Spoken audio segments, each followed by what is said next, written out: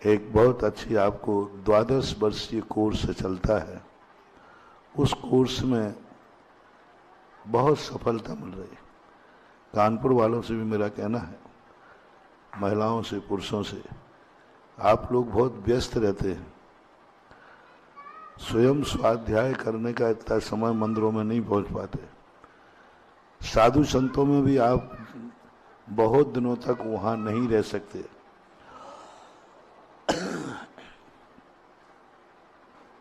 और पंडित लोग आपके पास बहुत समय तक नहीं रह पाते। इसके लिए आजकल जो आधुनिक मीडिया आपके सामने है, इस मीडिया में का उपयोग करते हुए आपको घर बैठे कैसे जिनवाणी सुनना, और घर बैठे 24 घंटे आपको पढ़ाने वाला पंडित विद्वान है। स्कूल जाओगे तो एक पीरियड निश्चित है।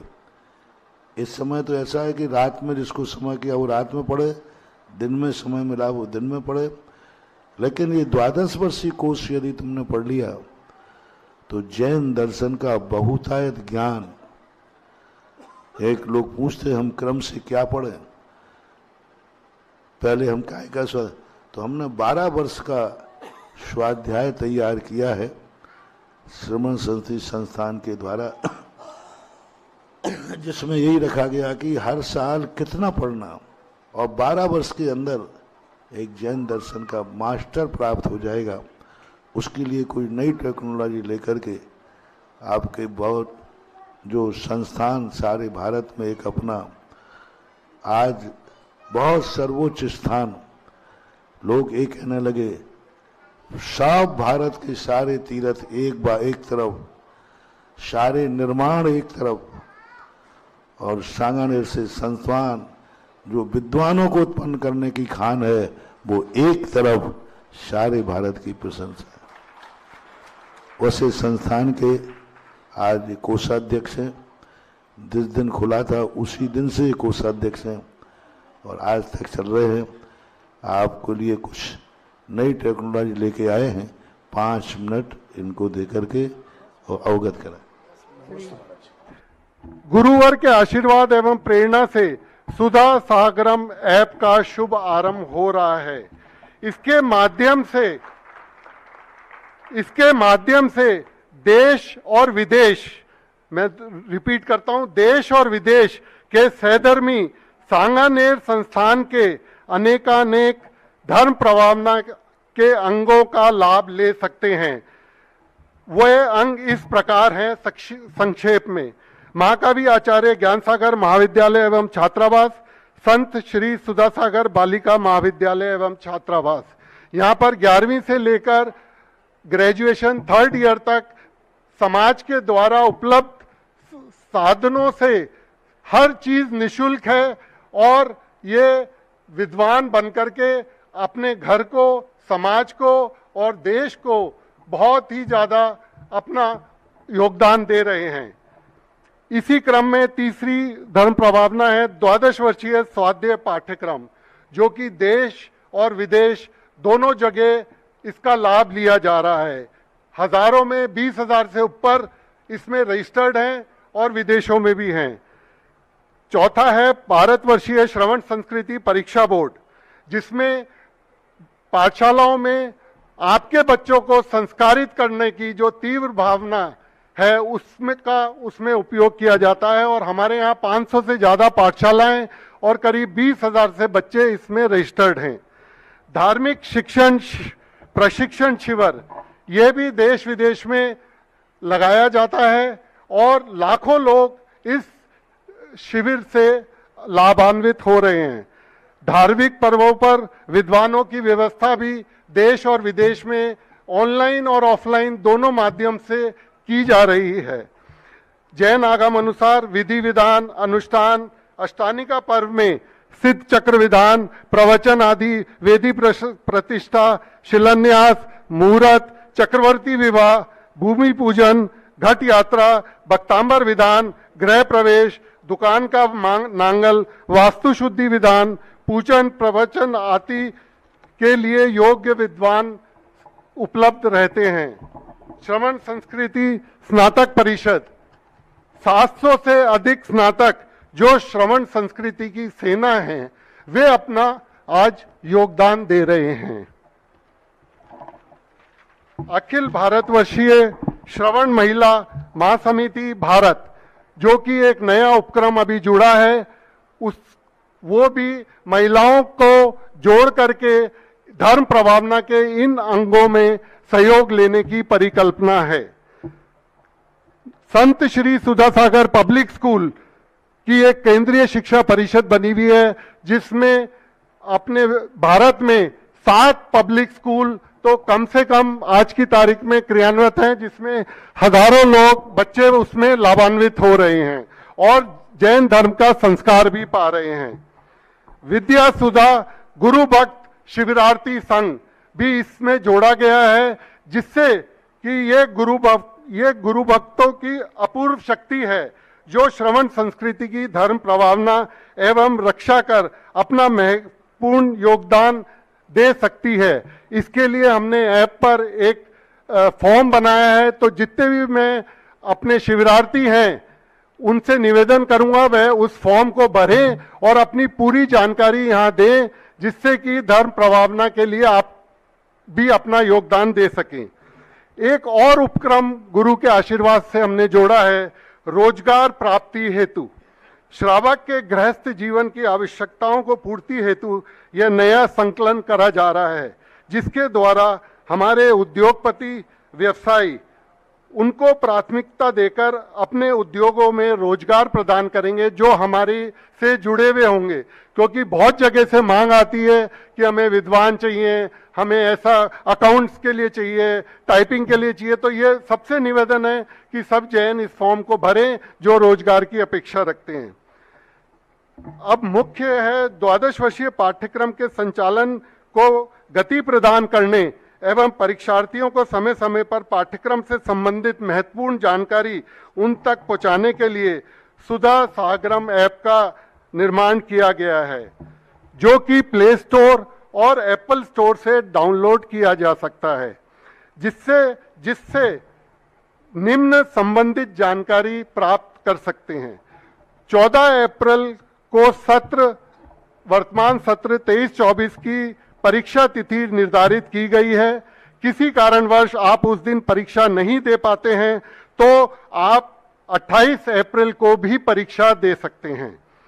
जिन परीक्षार्थियों ने अपना सत्र 23-24 की फीस सबमिट कर दी है, वे सुधा सागरम ऐप पर लॉगिन करके अपनी जानकारी प्राप्त कर सकते हैं।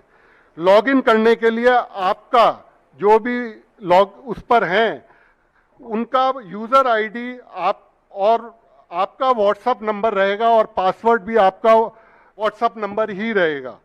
जिन परीक्षार्थियों ने अपनी सत्र 23-24 की फीस सबमिट नहीं करी है, वे अपनी फीस अपनी संपूर्ण जानकारी के साथ जमा करा दें, क्योंकि फीस जमा कराने के बाद ही वे ऐप में लॉगिन कर रोल नंबर प्राप्त कर सकेंगे।